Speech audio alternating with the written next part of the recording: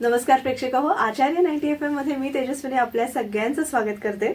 दिवाळी हा रोषणाईचा सण, तेजाचा उत्सव आणि आज असे दोन गायनातले लखलखणारे तारे आज आपल्याकडे आलेले आहेत.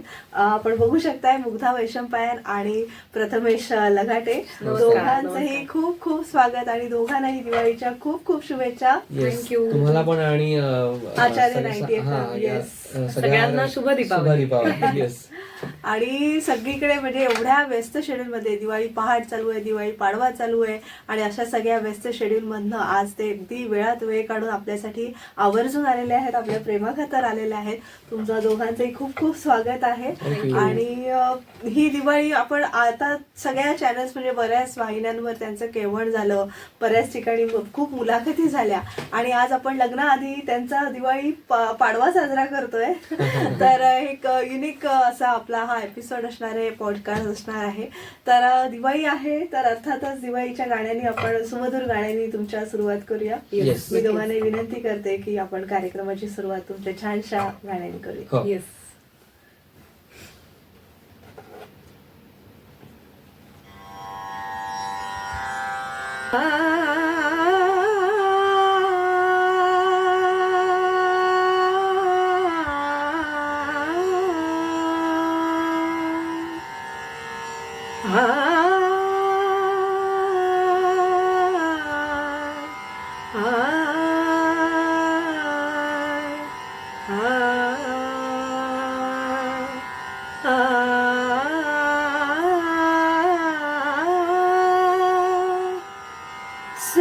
सृष्टीचा देभारा दरवळला गाभारा, सृष्टीचा देभारा दरवळला गाभारा, सर्व दिशा कांचनमय पवन मंद मंगलमय, सर्व दिशा कांचनमय पवन मंद मंगलमय, आरतीत तेजाचा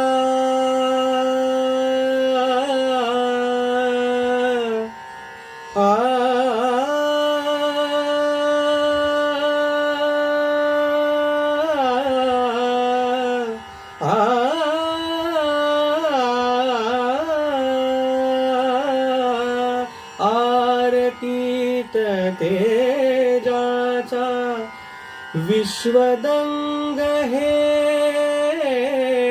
नाद ब्रह्म हे, तेजोमय नाद ब्रह्म हे, तेजोमय नाद ब्रह्म हे, रुड सुडले काळजात लख लखले लोचनात, रुड सुडले काळजात लख लखले लोचनात, अंबरात अंतरात एक रूप हे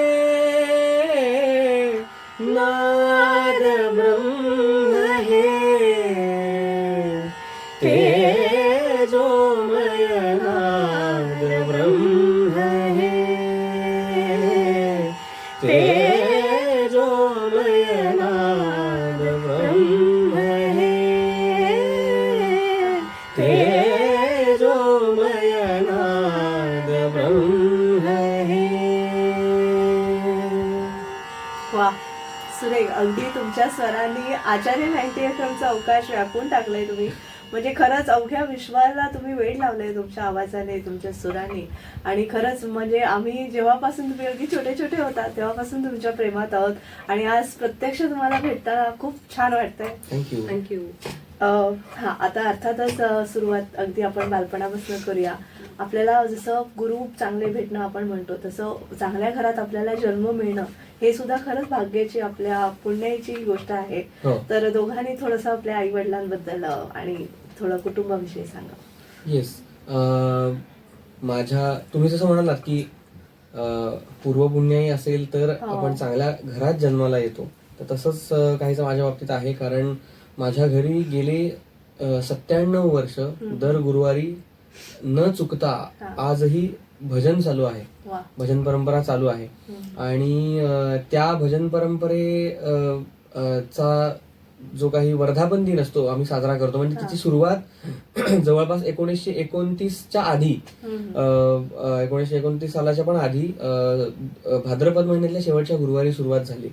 आणि 1994 साली भाद्रपदातल्या शेवटच्या गुरुवारीच माझा जन्म आहे. वा. हा, म्हणजे हे एक कनेक्शन मला असं वाटतं. कारण त्या दिवशी आम्ही वर्धापन दिन साजरा करतो दरवर्षी. भाद्रपदातल्या शेवटचा गुरुवार असतो, म्हणजे तिथी कोणतीही येऊ दे, पण भाद्रपदातला शेवटचा गुरुवार आम्ही वर्धापन दिन म्हणून साजरा करतो. तर त्या दिवशीचा माझा जन्म आहे, त्यामुळे एक असं एक कनेक्शन आहे असं मला वाटतं. आणि माझी त्या भजनाकडे, भजन परंपरेकडे सुद्धा एक वेगळी अटॅचमेंट आहे. तर ती परंपरा माझ्या गाण्याचं मूळ कारण आहे. आणि मग त्यानंतर गाण्यात मध्ये गाणं शिकायला लागल्यानंतर किंवा गाणंच करायचं हे ठरवल्यानंतर कुटुंबाचं मिळणारा सपोर्ट, पाठिंबा हे सगळ्यात महत्वाचं असतं. त्याच्यामध्ये पुढे जाण्यासाठी कुटुंबाकडनं मिळणारा सपोर्ट सगळ्यात महत्वाचा असतो. आणि तो सुद्धा पूर्वपुण्याईमुळे मला मिळाला असं मी म्हणेन. ह्या सगळ्या गोष्टी छान जुळून आल्या म्हणून मी जो काही काय म्हणूया या महासागरामध्ये नखा एवढा जो आहे किंवा एका थेंबा एवढा, कारण संगीत हा महासागर आहे आणि त्याच्यामध्ये कितीही गेलं तरी ते कमीच आहे. जे आम्ही आता गातोय ते खूप कमी आहे. जे काही आम्ही दिसतोय ते आमच्या ह्या सगळ्या कौटुंबिक बॅकग्राऊंडमुळे आहे असं मी म्हणेन. वा, खरंच तुमच्या मनाचा मोठेपणा आहे. मुग्धा, तुझ्याविषयी सांग. अगदी छोटुकली गोडुली आणि मोठे मोठे टपोरे डोळे आणि खरंच सगळ्यांच्या आवडीची अशी मुग्धा, आणि नावातच मुग्धपणा, म्हणजे सगळेच मुग्ध झाले होते तेव्हापासून तुझ्यावर. तर तुझ्या घरी कसं वातावरण आहे? प्रथमेश म्हणाला ते अगदी खरं आहे. म्हणजे आमच्या दोघांच्याही घरचं कौटुंबिक वातावरण जे आपण म्हणतो ते अगदी सिमिलर आहे. म्हणजे प्रथमेशकडे खूप जुनी परंपरा आहे भजनाची. तसं माझ्याकडे गाण्याच्या संदर्भात काही नसलं तरी गाण्यावर प्रचंड प्रेम करणारे आहेत सगळे. म्हणजे माझ्या आजोबांना गाणं ऐकायला खूप आवडायचं, म्हणजे क्लासिकल नाट्यसंगीत हे त्यांना ऐकायला फार आवडायचं. मी आजोबांबद्दल थोडंसं असं सांगेन की पूर्वी एवढी साधनं नव्हती गाणं ऐकण्यासाठी, फक्त रेडिओवरतीच आपल्याला गाणं ऐकायला मिळायचं, आणि ते सुद्धा काही काही तासांमध्येच मिळायचं. म्हणजे नाट्यसंगीत रात्री उशिरा तेव्हा रेडिओवरती लागायचं. म्हणजे जेव्हा जनरली घरातली सगळी मंडळी झोपायची तेव्हा माझे आजोबा, त्यांना खूप आवडायचं, प्रचंड प्रेम करायचे गाण्यावर. त्यामुळे अगदी म्हणजे रात्री 2 वाजता वगैरे जेव्हा कधी लागायचं तेव्हा ते ऐकत असायचे. आणि तो अख्खा प्रोग्राम संपला कीच ते झोपायला जायचे. म्हणजे त्यांचं एवढं प्रेम होतं गाण्यावर.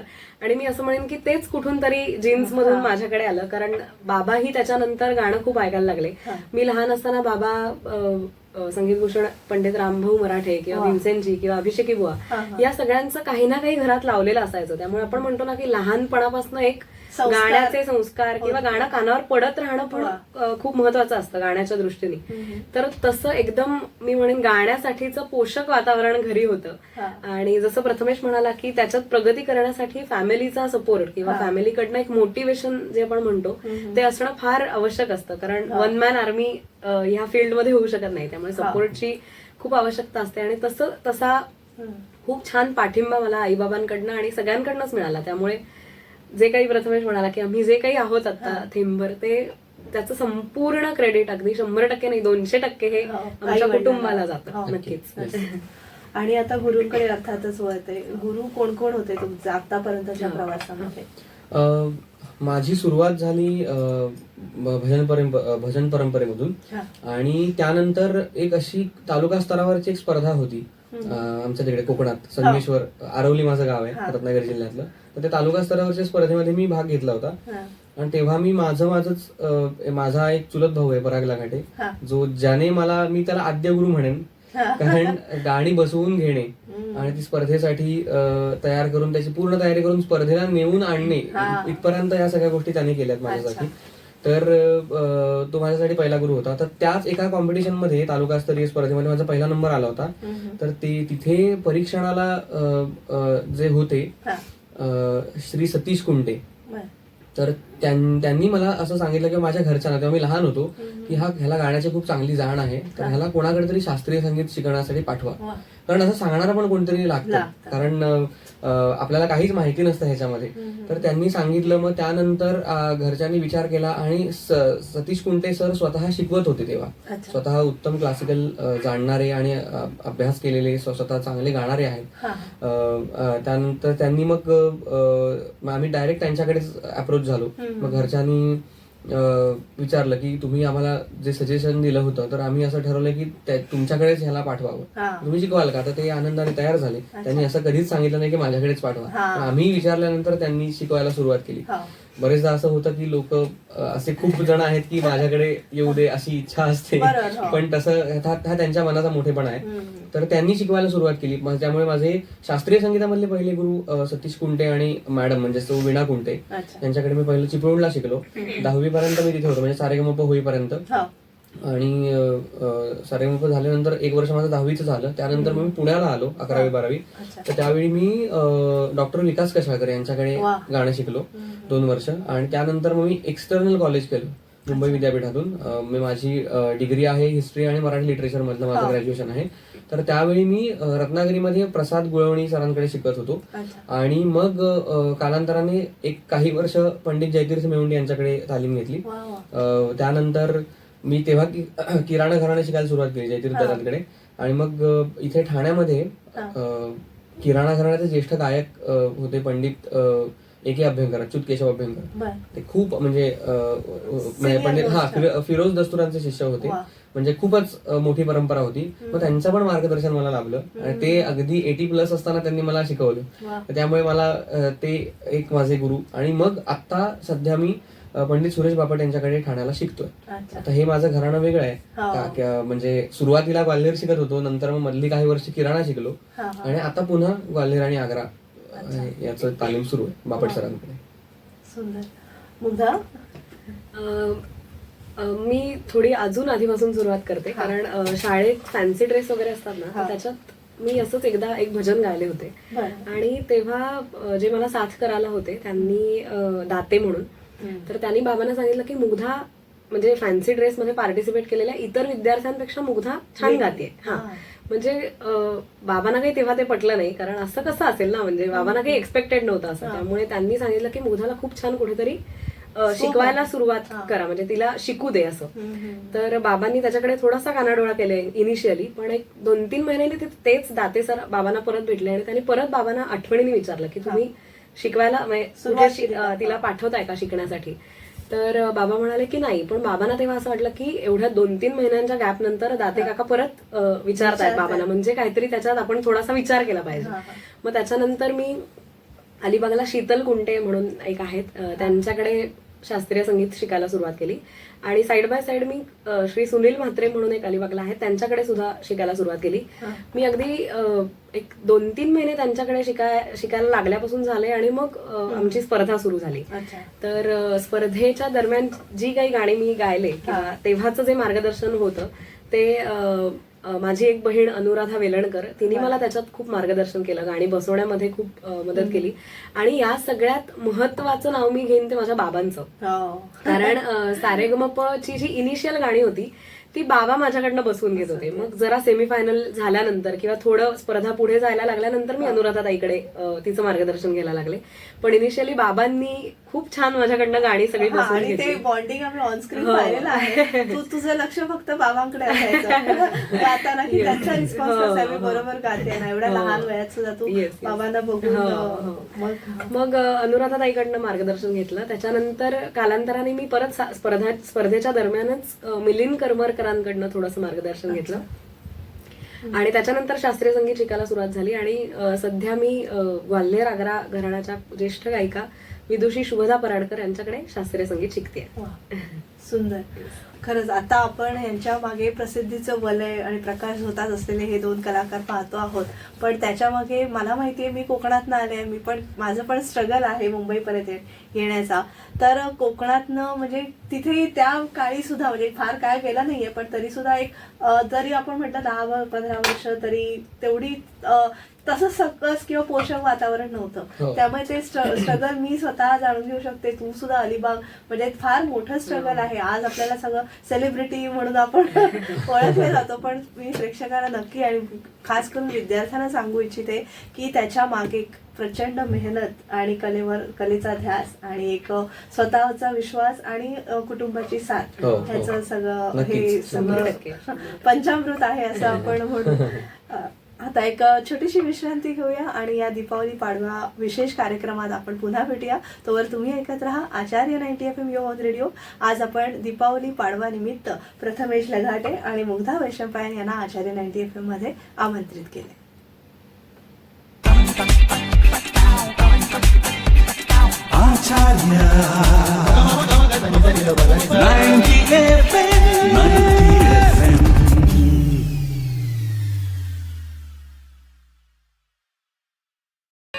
विश्रांतीनंतर तुम्हा सगळ्यांचं पुन्हा एकदा स्वागत. तुम्ही ऐकत आहात आचार्य 90 FM युवा ऑन रेडिओ आणि आपण दीपावली पाडवा या निमित्तानं मुग्धा वैशंपायन आणि प्रथमेश लघाटे यांना आपल्या आचार्य 90 FM स्टुडिओमध्ये आमंत्रित केलेलं आहे.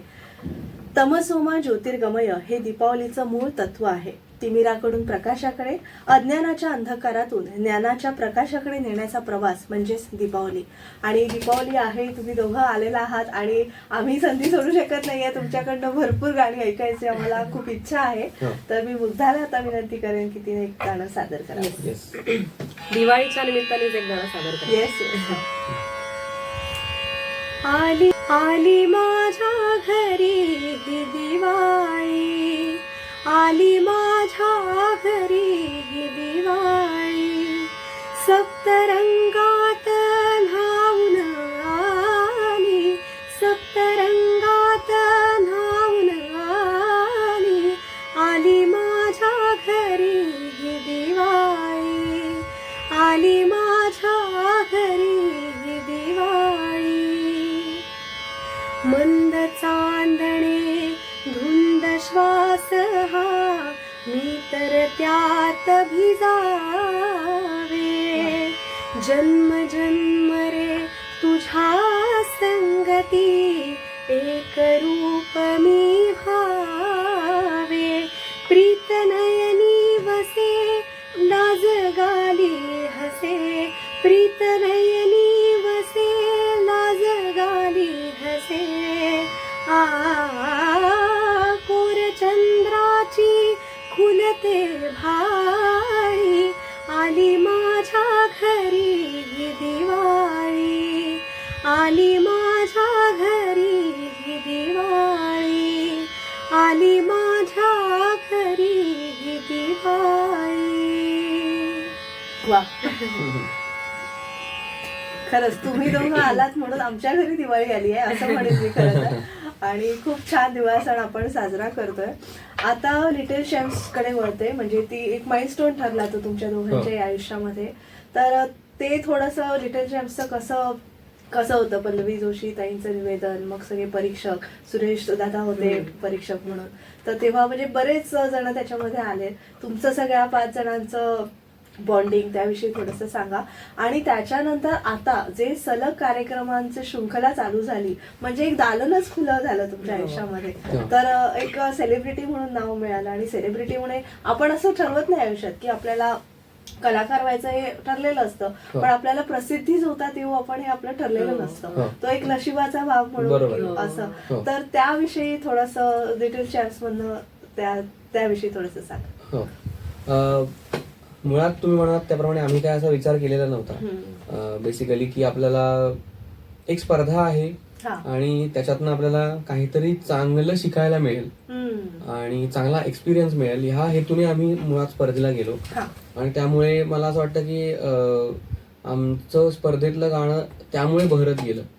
आत्ताचा अप्रोचच बदललेला आहे. आत्ता प्रसिद्ध होण्यासाठी स्पर्धेत रियालिटी शो मध्ये जातात जनरली, पण म्हणजे त्याच्यामध्ये त्यामुळे म्युझिकल डेव्हलपमेंटची भूकच राहत नाही, फक्त प्रसिद्ध होण्यासाठी गेल्यामुळे. तर ह्याचा आम्हाला खूप बेनिफिट असा मिळतोय. सारेगम स्पर्धेच्या दरम्यान, सारेगमपच्या स्पर्धेच्या दरम्यान आम्हाला खूप वेगवेगळ्या प्रकारची गाणी बसवायला लागली, थीम असल्यामुळे. थीम बेस आमच्या दर आठवड्याला वेगवेगळी थीम असायची, तर त्यामुळे कधीही न गायलेली गाणी. माझी परंपरा भजनाची होती, त्यामुळे मी भजन, नाट्यगीत एवढंच गायचो, किंवा फार फार तर बंदीच गायचो शास्त्रीय शिकायला लागल्यापासून. पण त्याच्या व्यतिरिक्त एखादं भावगीत तर अभिषेक बुवांचं किंवा वसंतरावांचं गायचो, वसंतराव देशपांडेंचं.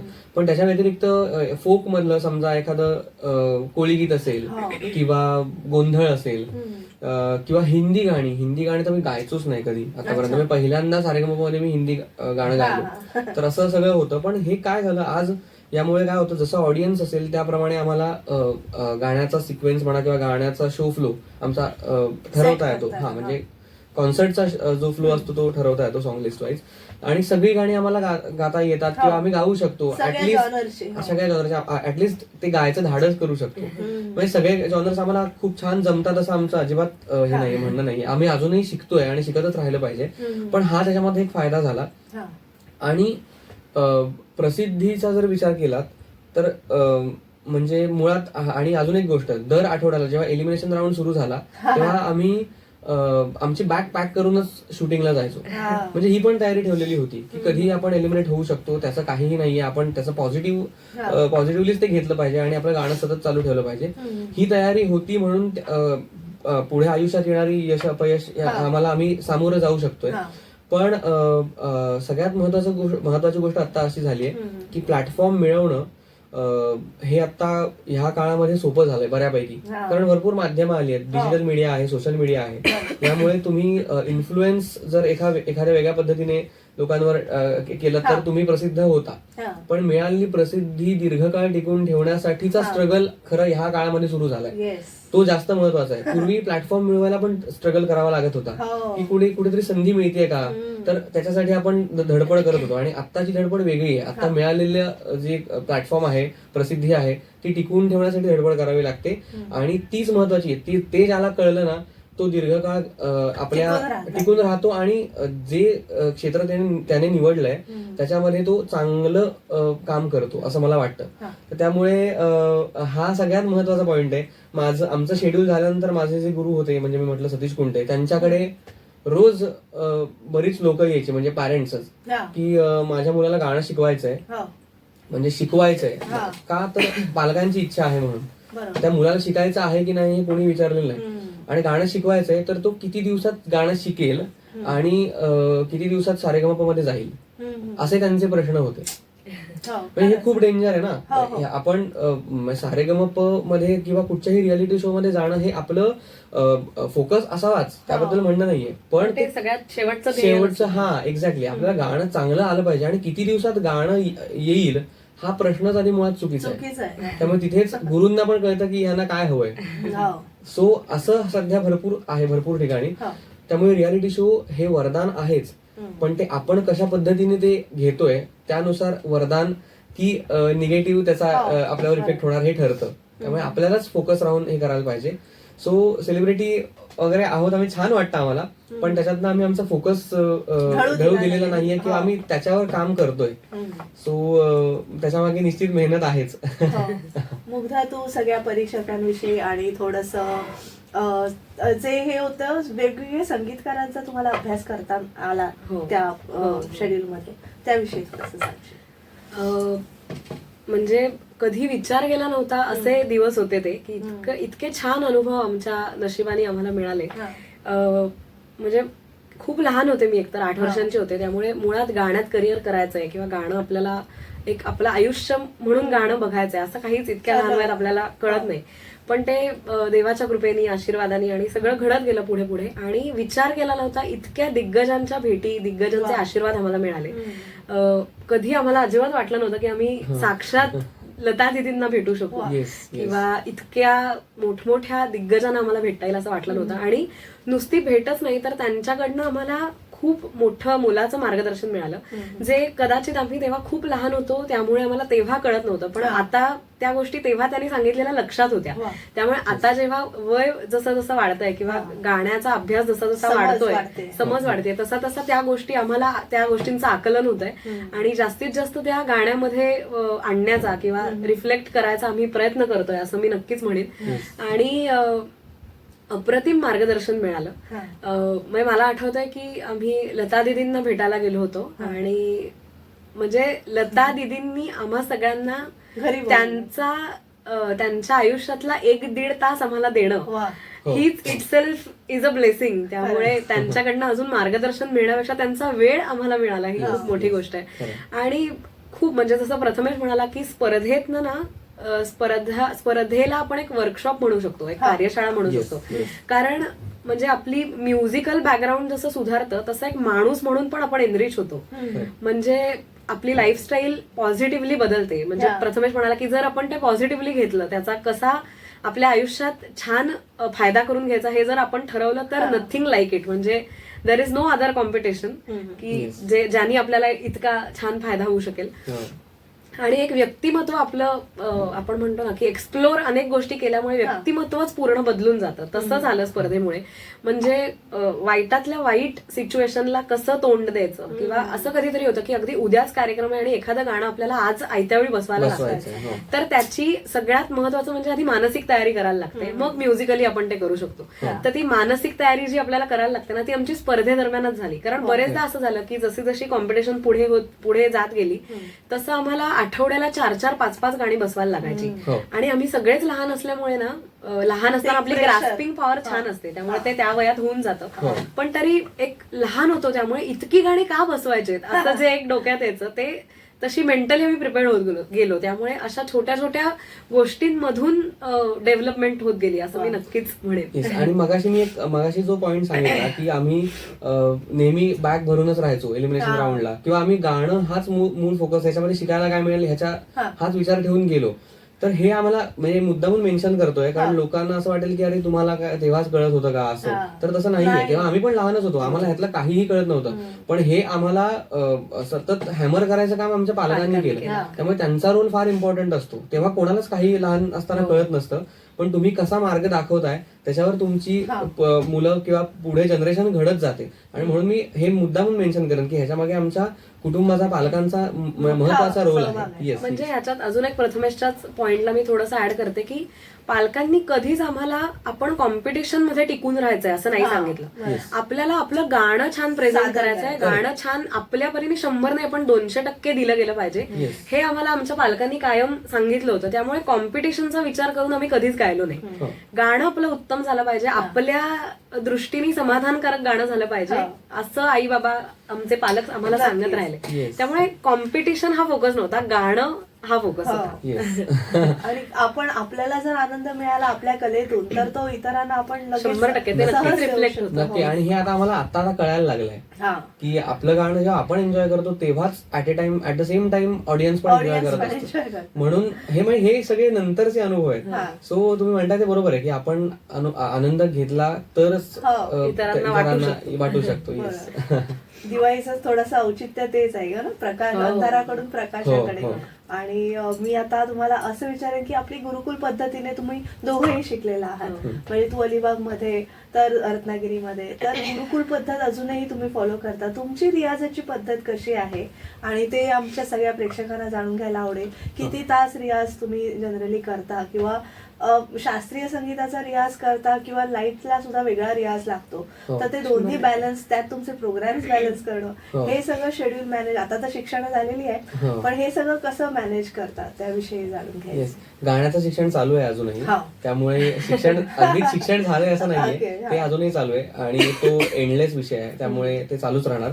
तुम्ही हा प्रश्न विचारला ते बरं झालं, कारण बरेच जण कार्यक्रम झाल्यानंतर, आम्ही सुद्धा अजून लहान होतो, आम्ही शिकतोय, पण बरेच आमचे फॅन आहेत की ज्यांना आमचं गाणं आवडतं आणि ज्यांची मुलं लहान आहेत आणि ती गाणं शिकतायत, तर कार्यक्रम झाल्यानंतर आम्हाला आमच्याकडनं Autograph, ऑटोग्राफ, सेल्फी आणि त्याच्याबरोबरच असं सजेशन मागतात की ह्याने कसा रियाज करावा किंवा ह्याने कोणाकडे शिकावा किंवा हा ऑलरेडी शिकतोय पण मग रियाज कसा करावा, तुम्ही जसं गाता तसं त्याला कसं गाता येईल, कधी गाता येईल असं. तर मी ह्या माध्यमातून मी त्या सगळ्यांना सांगतो की जर तुमचा मुलगा किंवा गाणं शिकत असेल तर त्याच्या गुरूंनाच जास्त माहिती असतं की शिष्य कशा पद्धतीने पुढे जाईल किंवा कशा पद्धतीने रियाज त्याने केला पाहिजे. तर काय की मी माझ्या पद्धतीने रियाज करतोय हे मी कोणाला सांगू नाही शकत किंवा सांगितलं तरी सुद्धा तो फॉर्मॅट त्याला सूट होईल असं नाही. जसं एखादं खाण्यापिण्याचं जे आहे की आपण एखाद्या गायकाला तेलकट खाल्ल्याचा त्रास होतो म्हणून तो मला होईलच असं नाही. माझी प्रकृती वेगळी आहे, मला तेलकट खाल्ल्याने उलट माझा आवाज लागेल पण चांगला, म्हणजे दोन वेगळ्या गोष्टी आहेत. तसंच रियाजाचं पण आहे की रियाजाला असं कुठचं एक युनिव्हर्सल फॉर्मॅट नाही की बाबा असाच रियाज सगळ्यांनी केला पाहिजे आणि तसं केलं तर म्हणजे त्याचे दुष्परिणाम पण होतात. अशा भरपूर केसेस बघायला मिळतात की गुरूंसारखाच रियाज शिष्याने पण केला तेवढाच वेळ, गुरु 16 तास रियाज करायचा म्हणून शिष्याने पण केला पण गुरूंचा आवाज एकदम खणखणीत आणि शिष्याच्या आवाजाची वाट लागली. याचं कारण काय, प्रत्येकाने निसर्गानेच आपल्याला प्रत्येकाची प्रकृती वेगवेगळी दिलेली आहे. त्यामुळे असा कोणता रियाज असा नाहीये की मी करतोय म्हणून तो तुम्हाला सूट होईल किंवा तुम्ही करताय तसा मला करता येईल असं नाही. म्हणून आम्ही नेहमी सांगतो जेव्हा त्यांना की तुमच्या गुरूंनाच विचारा, कारण त्यांनाच शिष्याच्या नसा माहिती आहेत, नाडी माहिती आहे की काय त्याने जास्त केलं पाहिजे, काय कमी केलं पाहिजे. त्यामुळे आमचा रियाज सुद्धा असाच आहे की आम्हाला रियाज करताना किंवा गाताना ज्या ज्या गोष्टी लक्षात येतात की आपल्याला ह्या गोष्टींवर काम करायला पाहिजे. लाईव्ह शोज मध्ये गाताना आम्हाला कळतं की बाबा नाही आपल्याला काही जागा अजून क्लिअर जायला पाहिजेत गाण्यामध्ये किंवा ताना अजून आपल्या दाणेदार गेल्या पाहिजेत, मग त्या तानांचा रियाज करायचा. किंवा आम्हाला असं वाटतं की नाही आपले सूर स्थिर लागले पाहिजेत तर त्याच्यावर जास्त फोकस करायचा. त्यामुळे ह्या गोष्टी बदलतात आणि बदलत असतात सतत. तर त्यामुळे असा कोणताही फॉर्मॅट नाहीये, फक्त एक आहे की आपला एक ठरलेला फॉर्मॅट आहे की सकाळी खर्जाचा रियाज करावा आणि मग हळूहळू सप्तकांमध्ये वर जाऊन आवाज स्थिर करावा, स्टेबल करावा. सकाळी उठल्यापासूनच नाट्यगीतं म्हटली किंवा उंच उत्तरांग प्रधान राग गात बसलो किंवा वरचे सूर लावाले तर असं करू नये. शेवटी तो गळा आहे, त्याला पण उठायला वेळ लागतो. आपण उठल्यानंतर आपण ऍक्टिव्ह मोडला याला वेळ लागतो. किंवा साधा आपला कम्प्युटर घ्या, चालू केल्यानंतर तो स्वतःचा वेळ घेतो आणि मग आपलं काम सुरू करतो. तसंच ही सगळी सिस्टीम तशीच आहे. त्यामुळे कोणतेही प्रेशर न देता आपले गुरु सांगतील त्या पद्धतीने रियाज करावा असं मला वाटतं आणि त्याचा नक्कीच निश्चित फायदा होतो. एक गोष्ट मी आवर्जून सांगेन, जे व्हॉइसशी रिलेटेड जी आपले दर्शक आहेत किंवा प्रेक्षक, की क्लासिकल शिकताय किंवा कोणत्याही प्रकारचा गायन प्रकार शिकत असाल तर व्हॉइस कल्चर मात्र नक्की केलं पाहिजे. आणि व्हॉइस कल्चर म्हणजे काय तर आपण ओमकार, आपल्याकडे भरपूर ठिकाणी व्हॉइस कल्चर शिकवणारी खूप तज्ज्ञ लोक आहेत. तर त्याच्यामध्ये ओंकार साधना वगैरे या सगळ्या गोष्टी आहेतच. पण जास्त व्हॉइस कल्चरचा फायदा किंवा जास्त रिसर्च त्याच्यावर अभ्यास किंवा फायदा घेतलेला म्हणजे आपण म्हणूया देश आहेत ते म्हणजे पाश्चात्य देश. पाश्चात्य देशामध्ये सर्वाधिक व्हॉइस कल्चर लोकांनी त्याच्यावर अभ्यास केला आणि रिसर्च केले. तर त्यांना त्याचा, म्हणून बघा तुम्ही ऑपेरा सिंगर जेव्हा गातात ते फार एफर्टलेसली कुठच्याही सप्तकात गातात आणि कमी एफर्ट्स मध्ये जास्त व्हॉइस प्रोड्यूस करतात. तर याचं कारण असं आहे त्यांनी व्हॉइस कल्चरवर चांगला अभ्यास केला आणि त्याचे रेग्युलरली एक्सरसाइजेस ते करतात. याचं मी तुम्हाला एक उदाहरण सांगतो. व्हॉइस कल्चर आम्ही पण शिकतोय किंवा मध्ये मध्ये हे करतोय. तर आम्ही पंडित राजेंद्र मणेरीकर यांच्याकडे आम्ही व्हॉइस कल्चरचं हे करतोय आणि खूप आधीपासून हे आम्ही 5-6 वर्षांपासून करतोय. जसा वेळ मिळेल तसं, काय कंटिन्यू जातोय असं नाही. ते स्वतः पाश्चात्य देशांमधून शिकून आले. ते स्वतः उत्तम गायक आहेत. पंडित राम मराठे यांचे शिष्य आहेत. पण ते व्हॉइस कल्चरचं शिक्षण पाश्चात्य देशामधनं ते घेऊन आले. युके मध्ये ते होते, तर ते त्यांनी तिकडनं ते शिकून आलेत. तर एकदा मी एक प्रसंग सांगतो की कसं त्यांनी विचार केला पाश्चात्य देशांनी याचा. आम्ही US टूरला होतो, मी आणि मुग्धा. तर आमचं रुटीन असायचं रियाज सगळं आवरून मग कार्यक्रमाला जायचं. तर त्यावेळी मी एक्सरसाइज करत होतो त्यांनी दिलेला व्हॉइस कल्चरचा. तर ज्यांच्या घरी आम्ही राहत होतो ती फॅमिली इंडियन आहे, पण म्हणजे आपले महाराष्ट्रीयनच आहेत, पण त्यांचा मुलगा जन्मापासून तिकडचा आहे. तर तो 5वीत होता आणि मी एक्सरसाइजेस करत होतो ते त्याने ऐकलं आणि तो मला विचारायला लागला की दादा हे तुला पण माहितीये? म्हटलं मला माहितीये. का म्हणजे तुला पण माहितीये का हे? तर म्हणे हो मला माहिती आहे, आम्हाला हे शाळेत शिकवतात रोज. हा. म्हणजे त्याची पाळंमुळं केवढी म्हणजे खोलवर आहेत. म्हणजे बेसिक पासूनच सुरुवात केली जाते. म्हणजे पुढे तुम्हाला शेवटी गाणार आहे म्हटल्यावर आवाजावर सगळं आहे ना. त्यामुळे मी मुद्दामून हे मेन्शन करतो की गाणं तुम्ही शिकताय, रागसंगीत शिकताय, शास्त्रीय शिकताय तर शिका नक्की, पण व्हॉइस कल्चरवर पण अभ्यास करा. कारण शेवटी तुमचा आवाज पुढे टिकला तरच तुम्ही तुमच्या डोक्यात आहे ते तुम्ही लोकांपर्यंत पोहोचवू शकणार आहात. नक्कीच. आणि दोघांचीही दैवत म्हणजे आपल्या संगीतामध्ये म्हणा किंवा कुठल्याही कला प्रवासामध्ये आपली दैवत असतात की ज्यांना आपण गुरुस्थानी तर मानतोच, की त्यांना आपण फॉलो करतो. म्हणजे जसं देवाची प्रतिमा असते तेव्हा आपल्या गुरुची प्रतिमा आपल्या मनामध्ये असते. तर तुमची संगीतातली दैवत कोणती आहे? म्हणजे बरीच असते. मी आधी म्हणजे लहानपणापासून अभिषेकी बुवांचं गाणं ऐकतो, त्यामुळे मला ते आदर्श आहेत. भीमसेनजींचं गाणं ऐकतो, ते पण आदर्श आहेत. कारण मी मध्यंतरी किराणा घराणे शिकत होतो, त्यामुळे त्यांचा सुद्धा खूप प्रभाव आहे माझ्यावर, किंवा मी त्यांचं पण गाणं ऐकतो. म्हणजे शास्त्रीय संगीताच्या दृष्टीने आपण काय म्हणूया, राग स्वरूप शास्त्रशुद्ध, अतिशय शास्त्रशुद्ध, शास्त्रोक्त, तेवढीच तालाची लयीची तयारी, तेवढीच काय म्हणूया सुरेल, आणि तेवढंच बौद्धिक असं गाणं. आणि कुठेही कितीही किचकट काम करताना राग स्वरूप कुठेही मिस होत नाही. असे जे आमचे आदर्श आहेत ते म्हणजे दोघांचे, पंडित राम मराठे, संगीत भूषण पंडित राम मराठे. योगायोगाने त्यांची जन्मशताब्दी पण सुरू आहे, जन्मशताब्दी वर्ष सुरू आहे आता, तर ते आमचे आदर्श आहेत. आणि आता सध्याच्या काळात पंडित उल्हास कशाळकर हे पण आमचे आदर्श आहेत. असे खूप आहेत, हे शास्त्रीय संगीतामधले झाले. आणि लाईट म्युझिक मध्ये शंकर महादेवनजी किंवा श्रेया घोषालजी, सोनू निगमजी, अरिजित सिंग, इव्हन आम्ही सगळं ऐकतो. गझल सुद्धा ऐकायला आम्हाला आवडतात.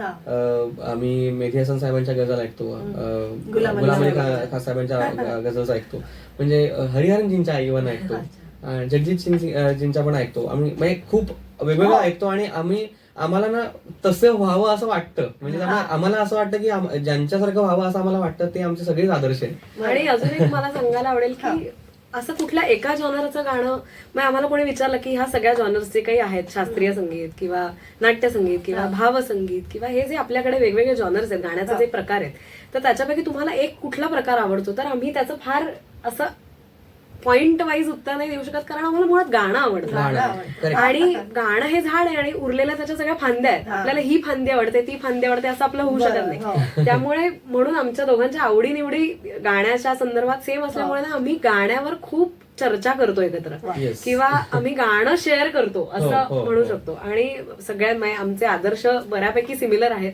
फक्त दोन महत्वाची नावं प्रथमेश च्या हातून घ्यायची राहिली, ती मी सांगेन की लता दिदी म्हणजे कधीच असं होत नाही की लता दिदींचा आवाज ऐकला नाही, म्हणजे एकही दिवस, नॉट अ सिंगल डे, एकही दिवस असा जात नाही की लता दिदींचं काही ना काही आपण ऐकतोच, ऐकलं नाही असा एकही दिवस जात नाही. सो लता दिदी आणि आशा ताईंचं, आशा भोसलेजींचं नाव आवर्जून घ्यावं असं वाटतं, कारण आपण जे आता गाण्याचे विविध प्रकार म्हणालो ते त्यांनी इतके लिलया हाताळलेत. म्हणजे असं एकही जॉनर शिल्लक नाहीये ज्याच्यात आशाबाईंनी गाणं गायलेलं नाही. आणि नुसतं गायलंय का तर नाही, तर ते अधिकार गाजवलाय त्या जॉनरवरती. म्हणजे त्यांनी नाट्यसंगीत म्हणजे 2-3 मिनिटांचं जे नाट्यसंगीताची रेकॉर्ड आहे ती सुद्धा अप्रतिम गायले, आणि अगदी दम्मारो दम सुद्धा तितकंच अप्रतिम गायले. सो त्याचे जे पॅरामीटर्स आहेत ते एवढे ह्यूज आहेत की प्रत्येक जॉनर अप्रतिम हाताळलाय. त्यामुळे हे सगळे आमचे आदर्श. आणि अर्थातच लिलया गायलाय असं आपल्याला वाटतं, पण त्याच्यामागे त्यांची मेहनत आहे, हे पण आपण लक्षात घेतलं पाहिजे. तपश्चर्या हा जास्त योग्य शब्द आहे. Correct correct. नक्कीच. आता प्रथमेश तुझं गाणं ऐकायला आवडेल.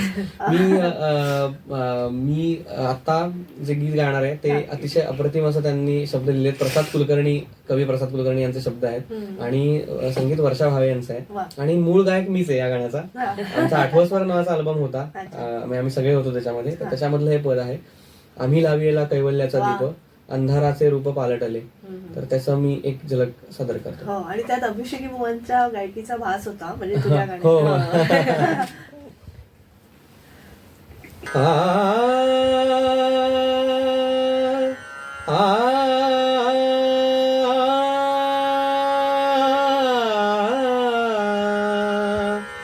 आम्ही लाविला कैवल्याचा दीप, आम्ही लाविला कैवल्याचा दीप अंधाराचे रूप पालटले अंधाराचे रूप पालटले पालटले आम्ही लाविला कैवल्याचा दीप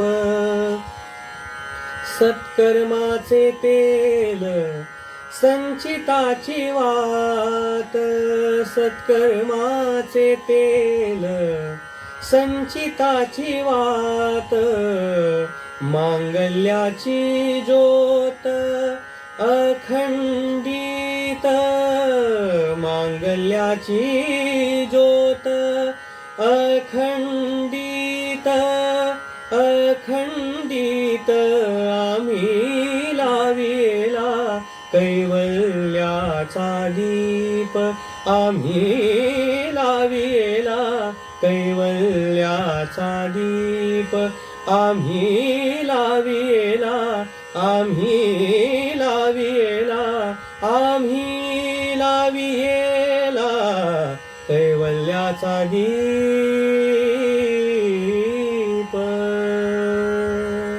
वा, माझं फार आवडीचं आणि तुझ्या आवडीचं तर गाणं माझं.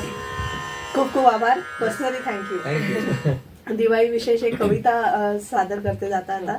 संपू दे अंधार सारा उजळू दे आकाश तारे संपू दे अंधार सारा उजळू दे आकाश तारे गंधाळल्या पहाटेसे येथे वाहू दे आनंद वारे जाग यावी सृष्टीला की होऊ दे माणूस जागा जाग यावी सृष्टीला की होऊ दे माणूस जागा भ्रष्ट सारे नष्ट व्हावे घट्ट व्हावा प्रेम धागा स्वच्छ सारे मार्ग व्हावे अन मनही साफ व्हावी स्वच्छ सारे मार्ग व्हावे अन मनही साफ व्हावी मोकळ्या श्वासात येथे जीवसृष्टी जन्म घ्यावी स्पंदनाचा अर्थ इथे एकमेकांना कळावा स्पंदनाचा अर्थ इथे एकमेकांना कळावा ही सकाळ रोज यावी माणसाचा देव व्हावा ही सकाळ रोज यावी माणसाचा देव व्हावा.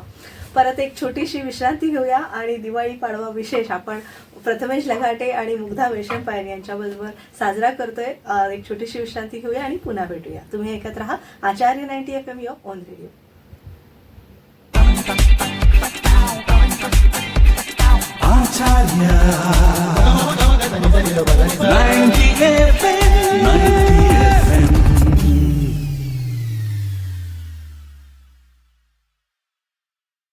तुम्हा सगळ्यांचं पुन्हा एकदा स्वागत. तुम्ही ऐकत आहात आचार्य 90 FM आणि दीपावली पाडवा निमित्त आपण मुग्धा वैशंपायन आणि प्रथमेश लघाटे यांना खास आमंत्रित केलेलं आहे. आता पर्सनल क्वेश्चन विचारणार आहे. कार्यक्रमाचा मुख्य हेतू म्हणजे तुमचं म्हणजे चुणूक लागली होती सगळ्या प्रेक्षकांना की तुमचं डेटिंग चालू आहे आणि पण मग तू प्रपोज केलं वगैरे वगैरे आणि मग सगळे तुमचे फॅमिली पण सगळ्या कुटुंबाला पण माहिती होतं की काहीतरी चालू आहे आणि घरच्यांना तर लगेच चुणूक लागते या गोष्टीची. पण पर्सनली मुग्धा तुला असं विचारायला आवडेल की प्रथमेश म्हणजे मग काय पाहिलं प्रथमेश मध्ये की प्रथमेश कसा आवडला तुला? सूर कुठे तुमच्या दोघांचे सूर कुठे जुळले? हा प्रश्न पॉझिटिव्ह आहे ना?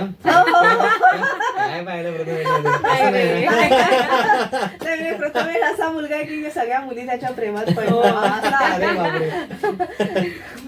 म्हणजे तेव्हाही तो उकळीचा मोदक होता लिटल चॅम्प्स पासून. आणि तुला तो कधी भावला? येस येस, आम्ही खूप लहान असल्यापासून एकत्र होत म्हणजे सारेगमप पासून एकत्र होत त्यामुळे ना खूप लहानपणापासून एकमेकांना ओळखतोय ही फार जमेची बाजू होती आमच्या दोघांसाठी. आणि सगळ्यात आधी आम्ही एकमेकांच्या गाणं आम्हाला जास्त आवडायला लागलं. म्हणजे जनरली आपलं असं होतं की आधी आपल्याला माणूस आवडतो मग आपण त्याचं गाणं ऐकतो, पण आमचं उलट झालंय. आम्हाला दोघांनाही आधी एकमेकांचं गाणं खूप आवडायला लागलं. मग आमचे एकत्र कार्यक्रम व्हायला लागले.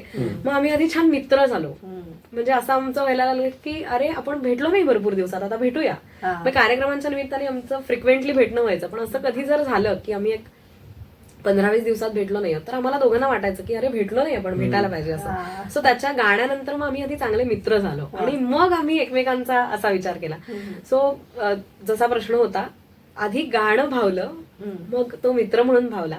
आणि सगळ्यात महत्वाचं म्हणजे कलाकार ह्या सगळ्या गोष्टी असतातच, पण माणूस म्हणून आपण आधी मुळात छान असायला पाहिजे असं आम्हाला दोघांनाही शिकवण आहे. त्यामुळे एक माणूस म्हणून तो अप्रतिम आहे. म्हणजे तो प्रचंड प्रेमळ आहे, प्रचंड म्हणजे जनरली असं म्हणलं जातं की मुली फार इमोशनल असतात आणि मुलं पुरुष थोडे कमी इमोशनल असतात असं आपल्याकडे म्हणलं जातं, जसं फार नाहीये. म्हणजे मुली तर इमोशनल असतातच, पण पुरुष म्हणजे मुलं सुद्धा खूप इमोशनल असतात, फक्त ते जास्त एक्सप्रेस करत नाहीत आणि मुली फार एक्सप्रेस करतात. हा आपण डिफरन्स म्हणू शकतो. तर तो प्रचंड इमोशनल आहे, प्रचंड सगळ्यांवरतीच प्रेम करणार आहे, सगळ्यांना बांधून ठेवणार आहे. म्हणजे फक्त तो माझ्यावरच प्रेम करतो का, तर तसं नाहीये. म्हणजे आमच्या कुटुंबामध्ये सगळ्यांची काळजी घेणं, सगळ्यांची विचारपूस करणं, सगळ्यांसाठी सतत काही ना काही करत राहणं, अगदी कुठली तरी मदत असेल किंवा कोणाला तरी इमोशनली सपोर्ट करणं असेल किंवा काहीतरी छोटी छोटी जेस्चर्स असतात ना जी आपल्याला फार भावतात, ती त्याची खूप छान आहेत. सो एक माणूस म्हणून तो अप्रतिम आहे. त्यामुळे ह्या सगळ्या गोष्टी मला त्याच्यातल्या भावल्या आणि मग मी त्याला हो म्हणाले. आणि राजपिंडा राजकुमार अगदी अगदी आणि आम्हाला सगळ्यांना आणि किती मनस्वी आनंद झाला तुम्ही दोघं एकत्र आलात हे खरंच खूप. प्रथमेश तुला काय म्हणजे मुग्धा कधी भांडते का तुझ्याशी किंवा असं कधी भांडणं होतात का की तू असं म्हणा ही लाईन अशी घ्या, असं कधी होतं का तुमच्यामध्ये? नाही, म्युझिकशी रिलेटेड आमच्यामध्ये फारच कमाल ट्युनिंग कमी मतभेद होतात. कारण ट्युनिंग आमच्यात खरंच तेवढं टचवूड खूप कमाल आहे. पण तुझा स्वभाव थोडासा सौम्य आहे आणि ही थोडी डॉमिनेटिंग आहे. नाही, असं नाहीये, फक्त मी डॉमिनेटिंग ऍक्सेप्ट नाही करणार, पण मी अग्रेसिव्ह आहे. आणि म्हणजे मग तुलाच नमतं घ्यावं लागतं, म्हणजे जसं जी परंपरा आहे शेवटी नवऱ्यालाच नमतं घ्यावं लागतं. असं नाहीये खरं. पण एक गोष्ट म्हणजे एका गोष्टीत ती खूप अग्रेसिव्ह आणि खूप काटेकोर असते, ती म्हणजे काय म्हणूया वेळेवर आवरणं किंवा वेळेत सगळीकडे सगळी कामं करणं, सगळ्या गोष्टी वेळेवर वर्कआउट करणं. नाही, आजचा प्रॉब्लेम वेगळाच होता, आजचा टेक्निकल प्रॉब्लेम होता, म्हणजे आमच्या हातातच नव्हतं काही. पण अदरवाईज दिवाळी पण मी तुम्हाला मला प्रॉमिस द्या की तुम्ही पुन्हा येणार आहात. हो, नक्की. खूपच शॉर्ट कार्यक्रम झालाय. जनरली काय होतं की दिवाळी सोडून जर आपण हे सगळं प्लॅन केलं असतं तर काही प्रश्न होता, पण ऑलरेडी दिवाळीची गडबड सुरू आहे, खूप कार्यक्रमांची गडबड सुरू आहे, पण मॅनेज गणपतीपासून. हो, आणि ऍक्च्युली म्हणून तर मी तुम्हाला आता हो म्हटलं. मी तुम्हाला खरं सांगतो, म्हणजे भरपूर लोकांनी बोलवलंय किंवा या असं म्हटलं, पण मी कोणालाच आत्ता नाही म्हणून सांगितलं, कारण आपण खूप दिवसांपासून हे करतोय, पेंडिंग आहे म्हणून म्हटलं आता ते सुद्धा बघितलं तर आपल्याला जो स्लॉट निर्माण झाला त्याच्यामध्ये मी सांगितलं की येतो म्हणून. पण अदरवाईज ती ह्या गोष्टींमध्ये जास्त ती थोडी अग्रेसिव्ह आहे किंवा तिला काटेकोरपणे या सगळ्या गोष्टी केलेल्या पाहिजे असतात आणि त्या माझ्याकडनं थोड्याशा मागे पडतात. म्हणजे मी सगळीकडेच वेळेत जाईनच असं नाही, जायला पाहिजे, मला ते मनापासून पटतं, पण ते थोडं अप्लाय व्हायला थोडा वेळ लागेल. पण होतं त्याच्यात ना आमच्या भरपूर ह्या होतात, म्हणजे पण आम्ही लगेच सॉर्ट आउट करून टाकतो. म्हणजे आमचा एक असा लिखित किंवा अलिखित नियम आहे की आजचं भांडण आज संपून झोपायचं. अच्छा, म्हणजे फार ते असं चिघळवत नाही. बरं मॅडम स्वयंपाक वगैरे करतात? आणि मला सगळ्यात सांगायला आवडेल की प्रथमेश अतिशय अप्रतिम स्वयंपाक करतो. म्हणजे मी साधारण 11वी 12वी किंवा त्याच्यानंतर मी थोडासा स्वयंपाक करायला अगदी किंचित लागले, पण जेव्हापासून आम्ही दोघं एकत्र आलो तेव्हा मला कळायला लागलं की प्रथमेशला अप्रतिम स्वयंपाक येतो. त्यामुळे असं एक आपल्याला वाटतं ना की अरे ह्याला खूप छान येतं सगळं, मग ऍटलिस्ट आपल्याला अगदी त्याच्या एवढं नाही पण जरा एका काही सर्टन पॉइंट पर्यंत तरी आलं पाहिजे. मग मी जरा अजून आवडीने करायला लागले. तुला आवडती त्याच्या हातची डिश कुठली? तो सगळंच अप्रतिम करतो. तवा पुलाव खूप छान करतो, पावभाजी अप्रतिम करतो, किंवा तो गरम मसाला आमटी अप्रतिम करतो. म्हणजे कोकणातली स्पेशालिटी किंवा मग सगळ्या भाताचे सगळे प्रकार तो अप्रतिम करतो. बेसिकली काय आहे की फुडी आहे पण नुसतंच खायला आवडत नाही, ते करून खायला पण आवडतं.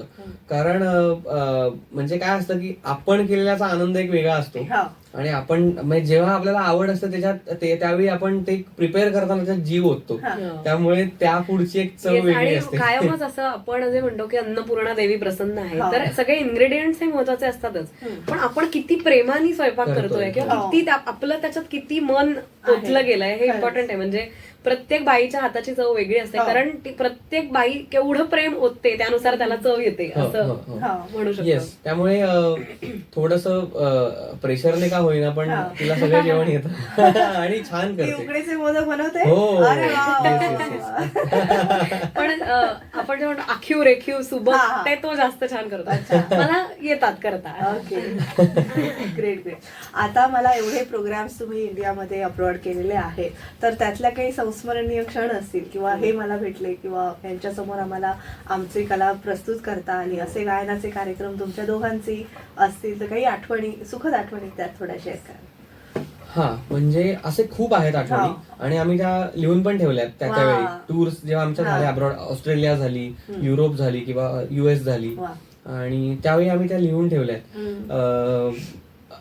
मला म्हणजे एक आठवत आहे की आम्ही आमचा गाण्याचा कार्यक्रम होता ऑस्ट्रेलियामध्ये, ऍडिलेड मध्ये होता आय थिंक, आणि तिथे ना एक आजी आल्या होत्या. त्या कार्यक्रम झाल्यावर एवढ्या भारावून गेल्या होत्या, अक्षरशः अशा रडत होत्या आणि म्हणाल्या की तुमचं गाणं अगदी इथपर्यंत आम्हाला दैवी आहे इथपर्यंत भिडलं आणि त्याचेच हे सगळं तुम्ही बघताय, अश्रू आहेत, आनंद अश्रू आहेत. आणि म्हणे मला भारतात असताना, त्या इथेच मुंबईत किंवा पुण्यात राहत होत्या, तर म्हणजे 2-3 वेळा असं झालं की तुमचा कार्यक्रम लागले आणि मी जाणार पण काही ना काही काम दुसरं आलं आणि मला येता आलं नाही. पण योग असा होता की मी भारताबाहेर तुमचा कार्यक्रम ऐकण्याचा योग असल्यामुळे आज मी मुंबई पुण्यातले माझे म्हणजे संधी हुकल्या पण मी आज इथे ऐकू शकले. तर हे एक खूप छान आमच्यासाठी होतं.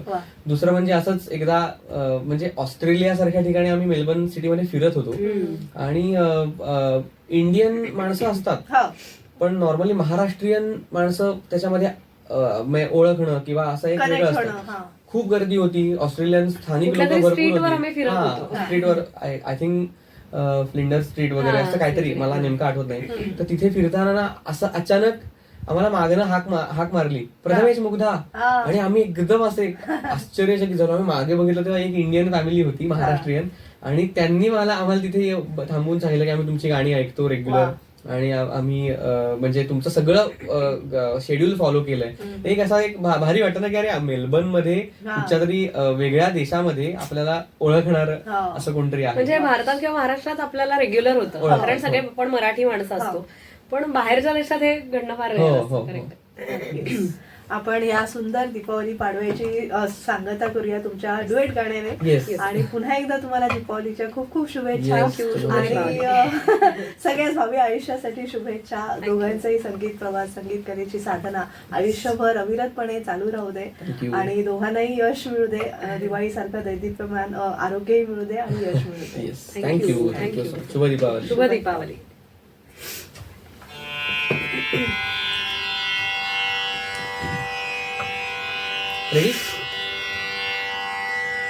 चांद सुगंधा येईल, रात उसासा देईल, सारी धरती तुझी हृदयाची माती तू.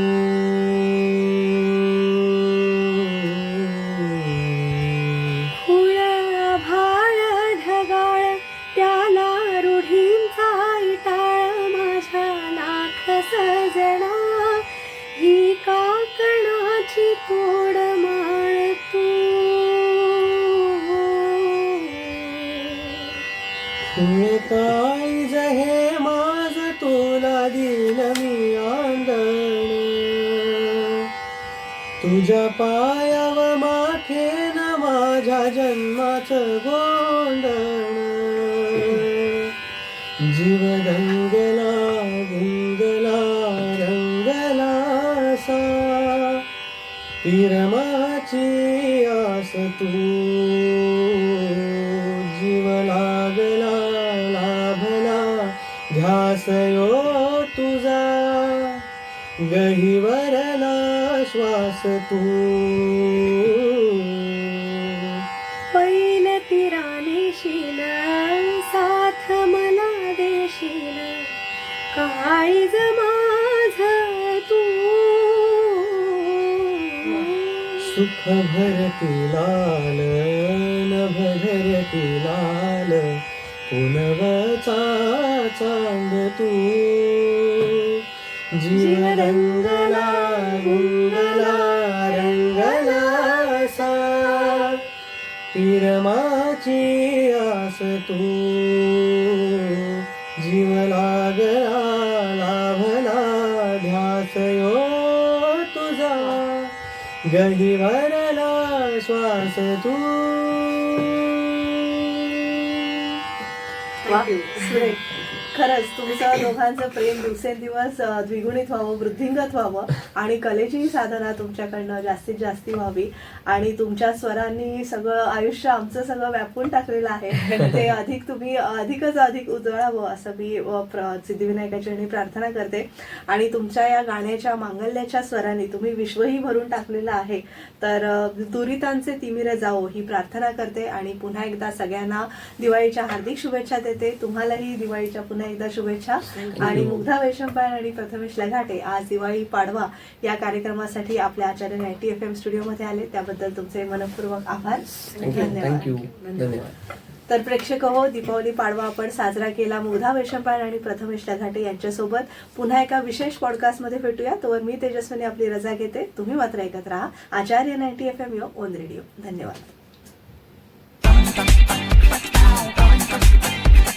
Acharya 90 FM